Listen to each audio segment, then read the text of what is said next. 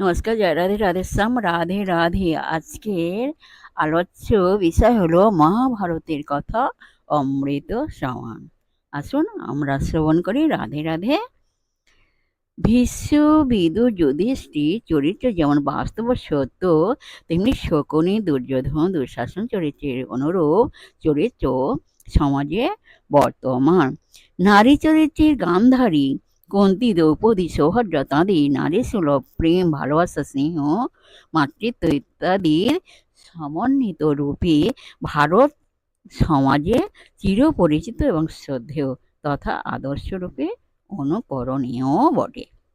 একটি রাজ্যের পারিবারিক উত্তরাধিকারের বিবাদ নিয়ে কুরু পাণ্ডবের যুদ্ধ হল মহাভারতের পটভূমিকা। এই ঘটনার সঙ্গে কার্যকারণে সংশ্লিষ্ট হয়ে পড়েছেন ভারত সমাজের বিভিন্ন ব্যক্তিত্ব। কাহিনীর ব্যক্তি সমাজের সকল স্তরের নরনারী চরিত্রকে অল্প বিস্তর স্পর্শ করেছে। প্রত্যেকটি চরিত্র সমাজের এক একটা দিকের বৈশিষ্ট্যকে তুলে ধরেছে।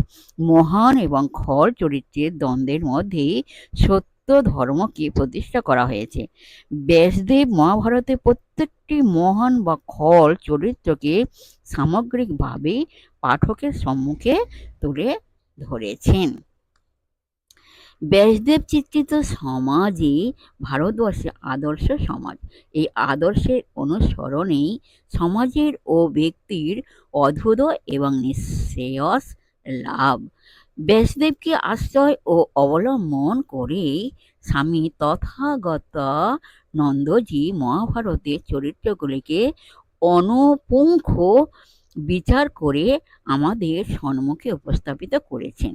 সংস্কৃত ভাষায় রচিত মূল মহাভারত সকলের পক্ষে পাঠ করা এবং পাঠ করতে পারলেও চরিত্রগুলির গুণাগুণকে একত্র সংহত করে চরিত্রের বিচার করা কঠিন ব্যাপার।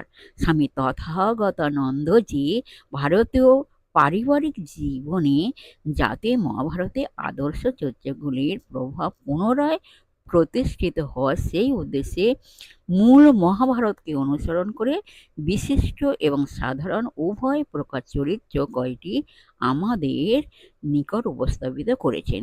তাঁর রচিত রামায়ণ কথায় ইতিমধ্যে খুবই জনপ্রিয় হয়েছে। মহাভারতে অধিকাংশ চরিত্র সম্পর্কে আমাদের ধারণা সুস্পষ্ট নয়। কাশিরামের মহাভারত সর্বোচ্চ ব্যাসদেবকে অনুসরণ করেনি। তথাগতানন্দজির মহাভারত ব্যাসদেবেরই বর্ণনার গদ্যময় প্রকাশের অভিনব সৃষ্টি। চরিত্রগুলি পড়তে আরম্ভ করলে আর থামতে ইচ্ছা করে না। শেষ পরিণতি দেখে তবে থামতে হয়। মূল মহাভারত থেকে উদ্ধৃতি দিয়ে তাঁর বক্তব্যকে আরও স্পষ্টতর এবং চরিত্রগুলিকে প্রাণবন্ত করে তুলেছে।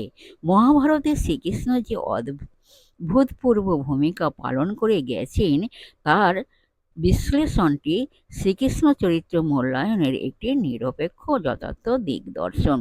ব্যাসদেবকে অনুসরণ করে তথাগতানন্দজি আমাদের যে নব মহাভারতখানা উপহার দিলেন তা পাঠ করলে আমরা বুঝতে পারি সত্যি মহাভারতের কথা অমৃত সমান।